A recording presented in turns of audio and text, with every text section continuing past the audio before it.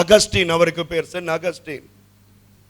இந்த அகஸ்டின் பயங்கரமான பாவத்துல வாழ்ந்தார், பயங்கரமான அக்கிரமத்துல வாழ்ந்தார். ஆண்டவர் அவரை ரட்சித்த பொழுது எப்படி பாவம் செய்தாரோ அதை எதிர்மாறாக பரிசுத்தமாய் அவர் வாழத் தொடங்கினார். அல்லேலூயா. குடிவரி, விபச்சார, வேசித்தனம், காட்ஸ் அடிக்கிறது, இப்படியான பாவங்கள் இருந்த இந்த அகஸ்டின் ஆண்டவரை அறிந்த பரிசுத்த மனுஷனாய் மாறினான், முடிவை மாற்றினான். பல நாட்கள் சென்றது. ரோட்டோரமாய் அவன் நடந்து போய் கொண்டிருந்தான்.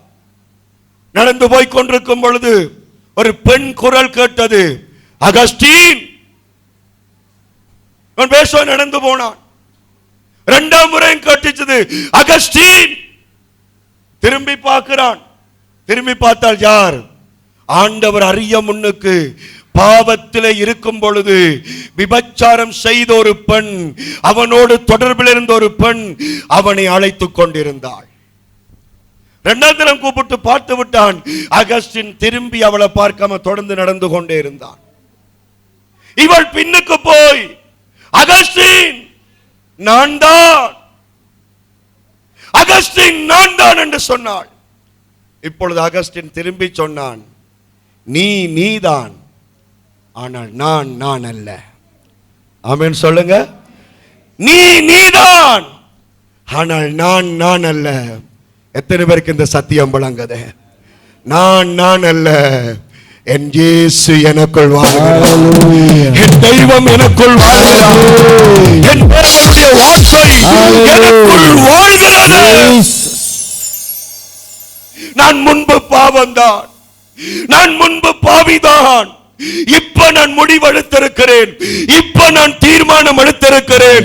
இயேசுவின் பின் நான் செல்வேன், திரும்பி பார்க்க மாட்டேன். நீதான், நான் அல்ல.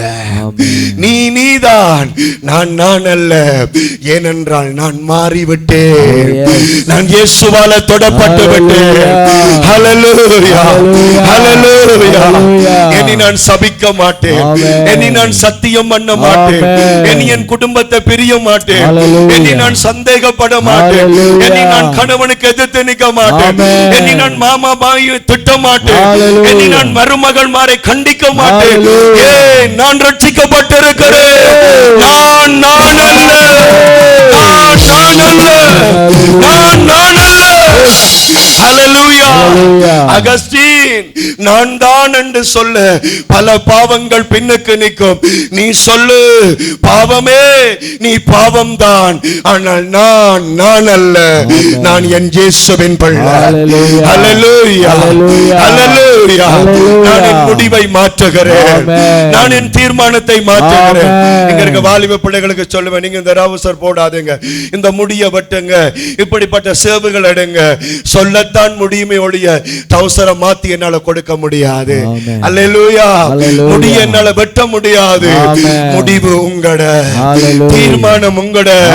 உபவாச கூட்டத்துக்கு வாங்க, ஆராதனைக்கு வாங்க, சொல்லுறது நான், தீர்மானம் உங்கட கையில இருக்குது. அல்லேலூயா. குடும்பங்கள் மன்னிச்சு வாழுங்க, சொல்லுறது தேவன், முடிவெடுக்கிறது நீங்க. நல்ல முடிவு எடுக்கிறவன் உள்ளத்துக்குள்ள இயேசு வருவார், இயேசு வருவார். பேதுரு நல்ல முடிவை எடுத்தார், மறுபடியும் அவரை ஊழியக்கார கர்த்தர் நிலையில் நிறுத்தினார். அல்லேலூயா. திருச்சபைக்கு தலைவனாய் கர்த்தர் மாற்றினார். யார் சபிச்சவன், யார் தூஷிச்சவன், அவனை கர்த்தர் தலைவனாய் மாற்றினார். காரணம் என்ன தெரியுமா? முடிவு மாறுகிறது. நல்ல முடிவு எடுங்க. நான் எடுத்ததுதான் என்று எல்லாத்திலையும் உறுதியா நிக்காதீங்க, நல்ல முடிவுல உறுதியா நில்லுங்க. கெட்ட முடிவுகளை மாற்றுங்க, தீய முடிவுகளை மாற்றுங்க, நல்ல முடிவுகளை எடுங்க. கர்த்தர் உங்களை ஆசீர்வதிப்பார்.